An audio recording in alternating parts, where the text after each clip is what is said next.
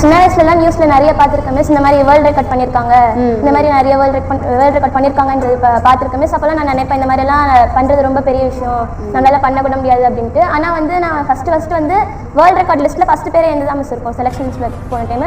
First பேர் பார்த்தோன்னே எனக்கு ரொம்ப ஹாப்பி ஆயிடுச்சு. எங்கள் அம்மா கிட்ட சொன்னேன்னா எங்கள் அம்மா அப்பா 2 பேருமே ரொம்ப ஹாப்பியாக ஃபீல் பண்ணாங்க. அதுக்கப்புறமா நான் வந்து வேர்ல்ட் ரெக்கார்ட் பண்ணுற அன்னைக்கு எங்கள் அப்பா ஆஃபீஸ் லீவ் போட்டு வந்து எனக்காக அன்னைக்கு ஃபுல்லாக உட்காந்து நான் வாங்கிட்டு வீட்டுக்கு போனதுக்கப்புறமா அவ்வளோ சந்தோஷப்பட்டாங்க 2 பேரும். சூப்பர். இந்த ஏஜ்ல வந்து உங்களோட ஃபோக்கஸ் வந்து எந்த இடத்துலையுமே மாறக்கூடாது, சரியா? உங்க பேரண்ட்ஸ்க்கான ப்ரௌட் மொமெண்டம் நீங்க கொடுத்துட்டே இருக்கணும்.